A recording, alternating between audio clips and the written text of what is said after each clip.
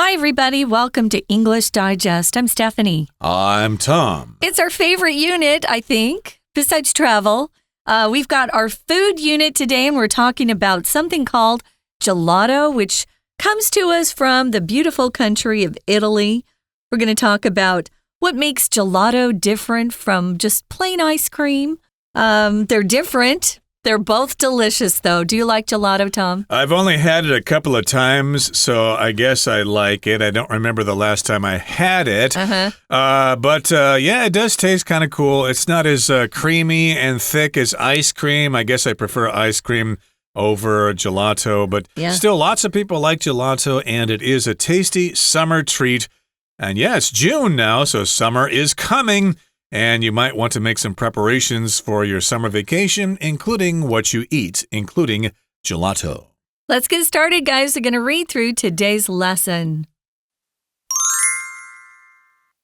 As summer approaches, people everywhere start enjoying frozen treats, especially the increasingly popular gelato. This Italian-style ice cream features vibrant colors and intense flavors. Made primarily with milk and often featuring seasonal fruits, gelato has a lower fat content of 4 to 8% compared with ice cream's 10 to 14%. These ingredients ensure each spoonful is fresh and flavorful. The magic of gelato also lies in its texture and density. Unlike ice cream, which is stirred faster and harder, gelato is blended slowly by craftsmen. This process introduces less air into the mix, thus creating a creamy texture that is denser and smoother than that of ice cream. Each velvety scoop melts delightfully on your tongue. In Italy, gelato is more than just a dessert. It's a cultural phenomenon. The country celebrates this treat with annual festivals that tour Europe, where master gelato makers compete and display their skills. Additionally, for those interested in the craft, there are universities and even a gelato museum near Bologna that explores its history and artistry. Today, you don't need to visit Italy to experience authentic gelato. With an increasing number of gelato shops in Taiwan, gelato is more available than ever. Whether you prefer classic flavors or unique ones, don't miss the chance to enjoy the taste of Italy. Okay, guys, let's dive in. Summer's here as far as I'm concerned. I think, for me at least, it's hot already in May to me.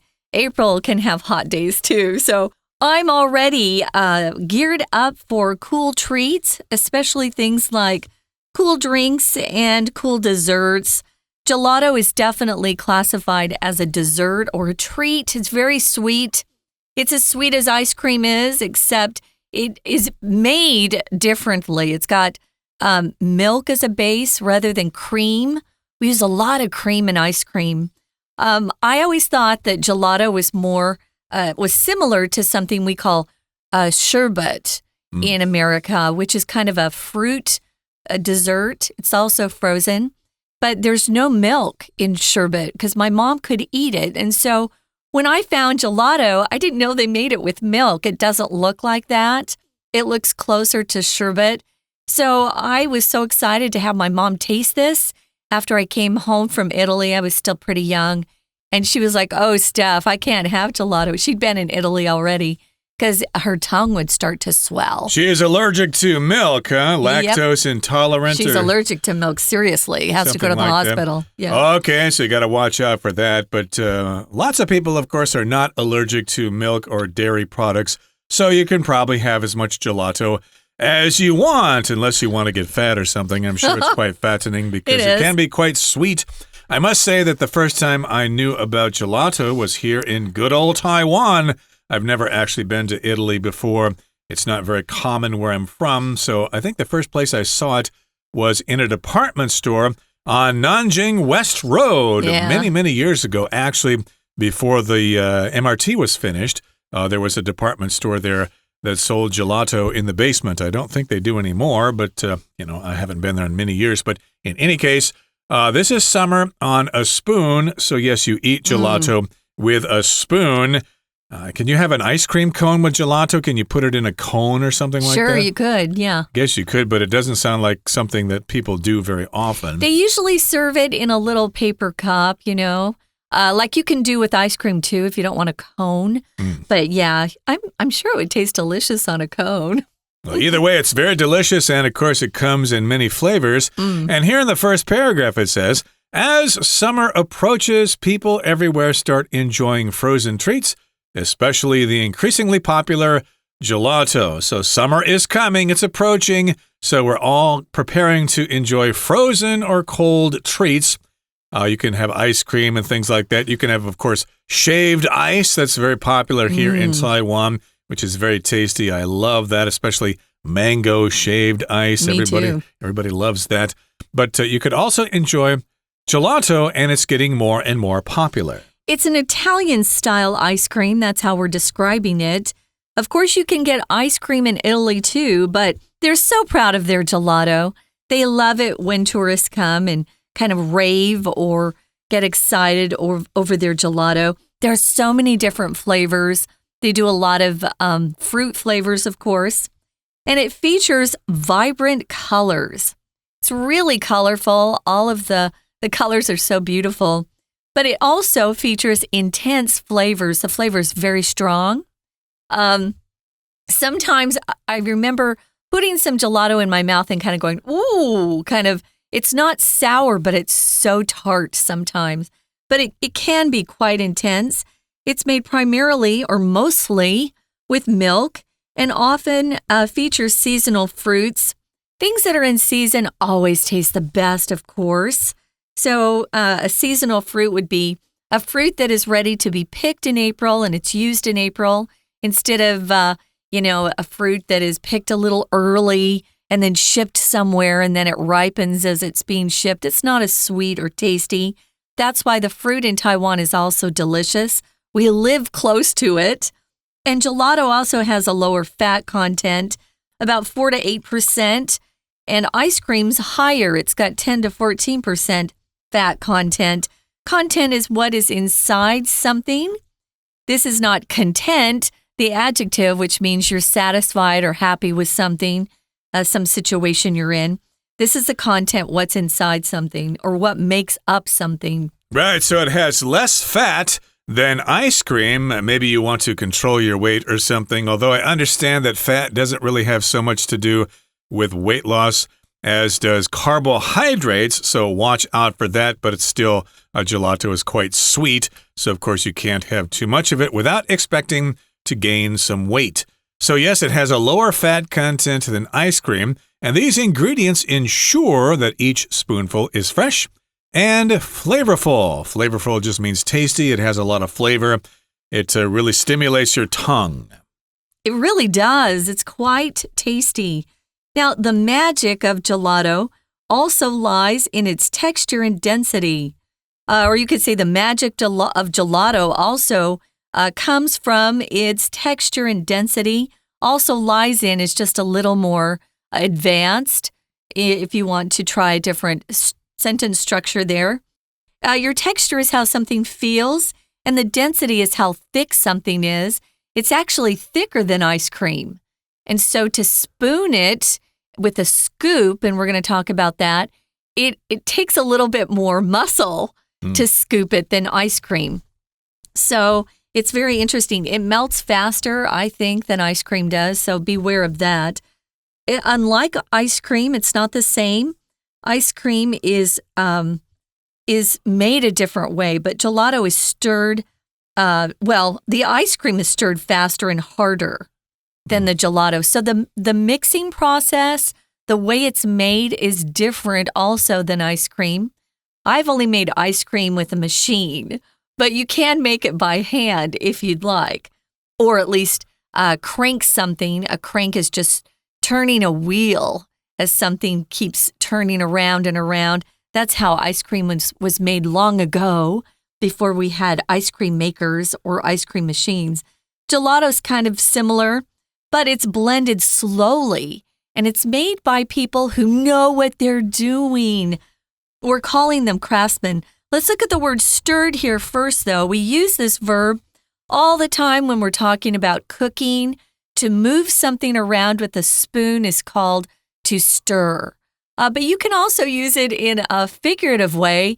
Maybe you have someone who is always getting into trouble and they like to tell jokes in class. We call them a troublemaker. They like to stir up trouble. We'll use it that way too, but here is the literal meaning to take something and move it around and around and around to stir. Right, okay, so it's prepared differently, so it's harder than traditional ice cream. And of course, you need to have some training to make this, although I suppose there are recipes that you can try to use to prepare this at home. And this process introduces less air into the mix, okay? So that's the result here. You don't have so much air into the mixture of gelato, so that's why ice cream is kind of more fluffy because it has more air inside of it. Whereas there's less air in gelato, hence it is thicker.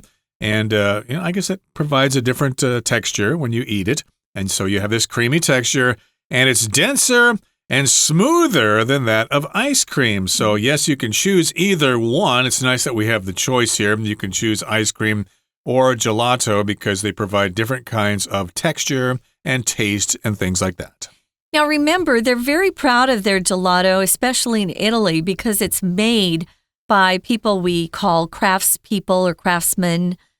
This is the plural form of craftsmen. But a craftsman is just someone who's really very skilled at making something. Usually, they make that thing by hand. So, someone who makes furniture by hand, or maybe they produce handicrafts that you can buy in a store or even that are featured in museums. Those are arts and crafts. They usually are referred to as craftsmen, craftspeople, or you could also call them artisans. An artisan is often the word we use when we talk about food that's specially prepared, that's difficult to make, like bread. Bread is very difficult. I've failed so many times at bread. I know it's hard. So, yeah, this is not something that's very easy to make, but it's worth it in the long run. The process, as Tom said, introduces or puts less air into the mix. So that's why it's denser. It's not as light. It creates a creamy texture that is denser and smoother than that of ice cream. It's still really smooth, though. It's actually, I think, smoother on your tongue than ice cream, especially because in ice cream, we often add big chunks of something like chocolate chips or big strawberries or something like that. Gelato, regardless of what fruit is added, it's always blended down till it's very smooth. Indeed. So, of course, it's quite a sensation to enjoy gelato. And, of course, when you serve gelato, you usually measure it in scoops, okay? A scoop is that instrument that has a round bowl at the end of the spoon. And so when you scoop out or when you move out the gelato or the ice cream from the tub, as we call it, it comes out in a ball. We call that a scoop. So when you order ice cream or gelato, you can specify, I'd like 1 scoop or 2 scoops. Don't say ball, 2 balls. That's how you say it in Chinese, but in English we say scoop because it refers to that shape made by that tool. So each velvety scoop melts delightfully on your tongue. And if something's velvety, well, it's like velvet. That's kind of a soft piece of cloth. I think it's wrong in Chinese. And, of course, there's cloth that people wear sometimes in fancy dresses, usually worn by women. Yeah, a similar kind of food that's velvety would be a mousse or custard that people like to eat. Those are very velvety. But yeah, we use that adjective to describe something that's very, very soft, like the velvet, a velvety feeling of velvet. You can only wear velvet in the winter because it's very thick, but it is quite beautiful. Usually we use velvet on more formal clothes, fancy clothes. We're going to talk more about gelato, guys, but first, we're going to listen to our Chinese teacher. 听众朋友大家好，我是安娜。我们今天要带大家来吃冰淇淋哦，好好吃。不过这个冰淇淋啊，不是我们常看见的，是好像比较不常见的是意大利来的冰淇淋诶。到底意大利冰淇淋有什么特别之处呢？我们今天文章会有详细的介绍。不过今天文章呢是设计成克漏字综合测验。那我们在学测当中啊，大考里面的这个克漏字，通常5题里面会有1题是有关于所谓的文法、句型啦、用字啦、句子简化之类的，而且还蛮常出现动词的变化。那至于其他4题呢，常常会出现的就是字啊，或者是片语，有时候会出现一些连接词。好，所以这个时候您的字汇量就很重要哦。字汇量如果不够的话，在这种综合测验当中啊，只要选项看不懂，就很难作答。那我们来看一下这个意大利冰淇淋。意大利冰淇淋它到底是为什么有特别之处呢？难道意大利做的冰淇淋跟美国做的冰淇淋就不一样吗？真的是不一样耶。因为在第一段告诉我们说啊，这个意大利冰淇淋其实它的脂肪含量真的蛮低的，差不多 4% 到 8%， 而一般我们吃的冰淇淋差不多有10到14% 的这种脂肪含量，所以其实意大利冰淇淋呢是比较健康。可是我们要来看一下哦，这一段呢，在第一段当中真正的重点就出现在第3句，因为它刚好是我们第1题的题目。那挖了空格，刚好又在句首的地方，考的是一个动词的变化。那我们对动词基本上的认知啊，比如说动词原形开头通常就是祈使句 do something, open your book, close your book， 这种祈使句它的主词通常都是 you。那如果说我们看到是动词 ing 开头，它会有主动的意味，这个时候它就不是动词咯，它叫做现在分词，或者动词 ing， 或者我们说的名词。这时候你可能要判断一下它到底是某一件事情，例如我们常讲的学好英文很重要， Learning English well 这件事情 is important， 是当这种主词吗？还是它是个分词构句？那当然 B 选项当中这个过去分词或者是简单过去式我们不晓得，如果它是简单过去式的话，那它的主词在哪里呢？那句首如果开头，它很有可能就是个过去分词哦。那 D 选项 to do something有可能是句子的主词，也有可能是表示目的，为了做一件事情。所以你看这么多的意思啊，我们平常在学句型的时候就要特别仔细的去做了解。那第3句这里我们回归看，它这边的意思啊，它指的是说这个主要是由牛奶啊来组成的，来做成的这个冰淇淋，而且常常里面会有一些季节食物哦。逗点之后 Gelato 它的脂肪含量是比较低的，所以其实在第一个只是说它是用牛奶做成，但是里面又有季节性的这个水果放在里面，它是一个制作，但是逗点之后的 Gelato 才会是真正的主词啊，所以它是一个分词构句。 Gelato is made primarily with milk， 后面逗点 and gelato 它实际是一个连接词 and 省略的分词构句。好，那接着我们就来看到第2题哦。第2题就出现在第2段的地方。那第2段这边呢，主要就是在讲说啊，这个 gelato 它很特别，它其实不是机器这样子很快速的制成的，它是由职人慢慢的这样子把这个原料打进去混合起来，所以它的质地跟密度是很特别的，口感也很不一样。所以接下来我们看到第2段的第2句，它就会跟 ice cream 这里不太相同哦。这个 ice cream 如何呢？第2句逗点之后的 which 一直到逗点，这边是插入的补充说明的关系子句，所以就不像冰淇淋啊，它是比较快速也比较硬。其实这个所谓的 gelato 它是比较软的，质地也比较这个滑顺。那我们这一段还要特别注意一下，在第3句的地方特别注意有2个 that。 第一个 that 出现在 a creamy texture 之后，这里的 that 是一个关代，代替前面的 a creamy texture。 那 that 到句尾我们先左右括号起来，你会发现在括号往前倒数第4有一个 that， 这里的 that 呢则是一个代名词。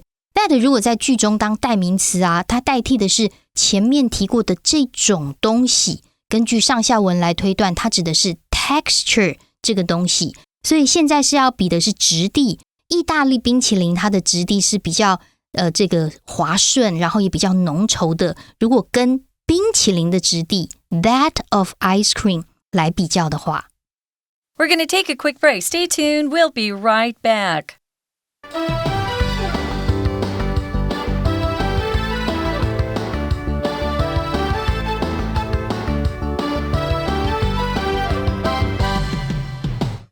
Okay, everybody, let's continue. We're talking about gelato in today's lesson. Of course, gelato is a special kind of dessert that comes from Italy. It is similar to ice cream, but it has less fat content than ice cream. And then it's also prepared differently. It's kind of stirred quickly, harder and faster, so it's thicker than ice cream, so it produces a different kind of sensation when it melts on your tongue. And remember, ice cream and gelato is served in scoops. I'd like 1 scoop of gelato today. And of course, there are many different flavors. I guess they'd have flavors in various kinds of fruit, like kiwi or mango or orange or whatever, and maybe chocolate and things like that as well. Oh, those sound so good right now. Yeah, so we've pretty much discovered that there is a big difference between ice cream and gelato. I think some people think gelato is just another type of ice cream, or it's another name for ice cream, but it's really different. It's only made with milk instead of cream. It contains less fat, but the sugar content is the same. So you're not going to get thin or slim by eating lots of gelato. Nope, that's not going to happen. But what you will experience is something that's really smooth, really dense. It melts faster than ice cream, at least in my experience. So if little kids are eating gelato, make sure they don't take too much time. They need to eat it up. But it's really lovely and it's very intense in flavor. And the colors that you see on gelato are beautiful. So in Italy, we've got gelato here, and it's being described as more than just a dessert. It's part of their culture. They're very, very proud of their gelato. They're proud of all their Italian food. And I have to say, Tom, of all the European countries, for me at least, Italy has the best food by far. So their food is always very fresh, and they just take such great pride in producing their food. I know the French like to brag about their food, but I don't like theirs as well. Well, I think even the snobby French would have to concede that Italy's food is better than theirs. Oh, no, they would never concede that. They wouldn't, okay. No. Well, of course, it's definitely better than English food or German food. Yes. Don't worry about that. But yes, indeed, of course, something sweet that you eat after a meal or as a treat could be called a dessert. Don't confuse that with desert with 1 S. That's a place with lots of sand that's very hot, like the Sahara Desert, etc., etc. And it's more than just a dessert in Italy. It's a cultural phenomenon, okay? It's a part of the culture. It's an element of the culture, just like the Colosseum in Rome or Vespa scooters or whatever. Those are all part of Italian culture. Just like bubble tea is part of the culture here in Taiwan, along with other kinds of food as well. So yeah, it's something you can eat, but it's also a way to celebrate Italian culture. Remember when we talk about a phenomenon, it's something that's kind of remarkable or very interesting that's happening. Maybe it's a little unusual or we don't have a formal name for something. But yeah, it is a cultural phenomenon, something they're proud of. The country celebrates this treat by having annual festivals. How fun is this? And these festivals tour Europe. They go around the continent of Europe where they treat everyone to their lovely gelato where everybody gets excited. There's a master gelato maker. Actually, there are a lot of them that go. Master gelato makers. These guys are really pros at making gelato. Remember, we talked about how they have craftsmen or artisans that make gelato, and they compete in these annual festivals, which is so fun, and they display their skills. If you compete, you're challenging somebody else to see who is the best at something. Maybe you're competing in sports. You could compete in any performance art, like dancing, singing.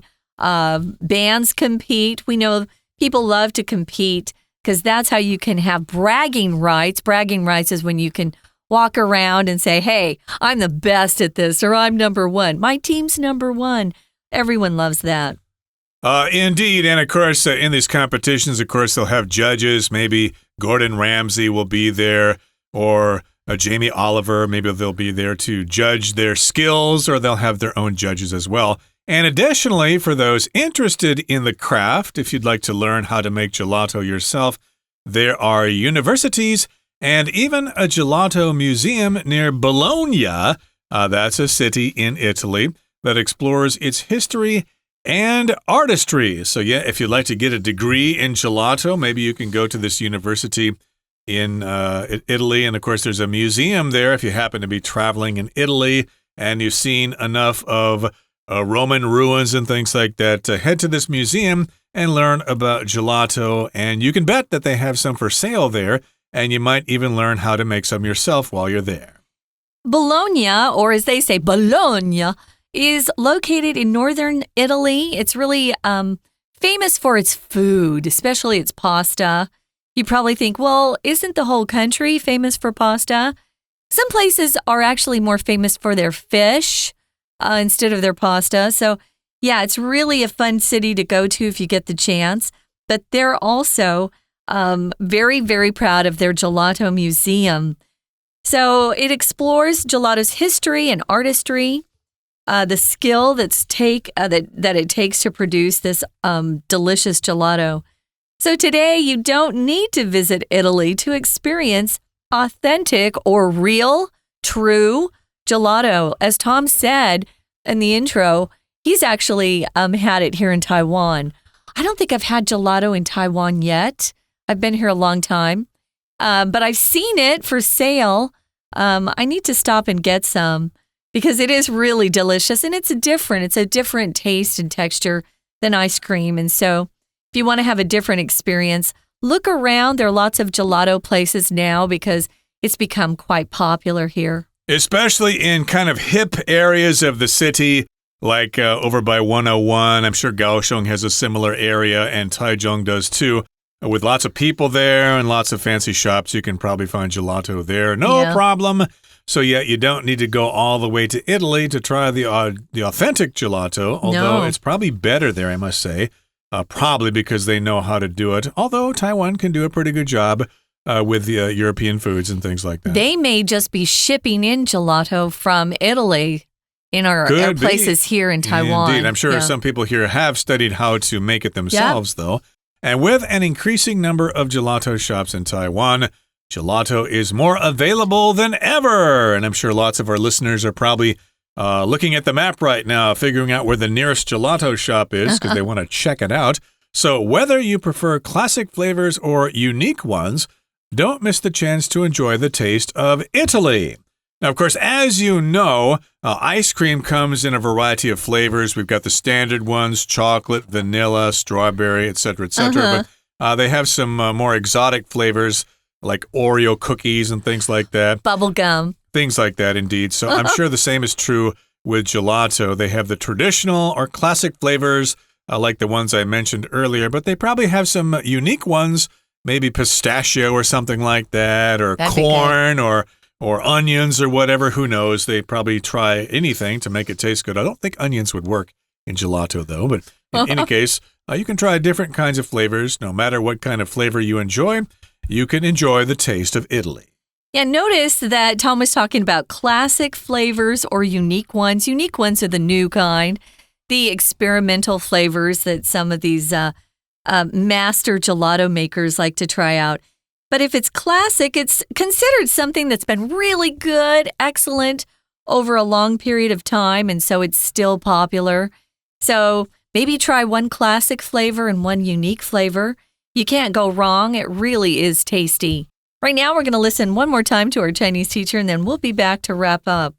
接着我们就要来看第3段咯。当然，如果我特别提到某一个国家特殊的食物，一定会跟它的文化有关，没有错。第3段就介绍这个意大利冰淇淋 Gelato， 它其实是一种文化的现象。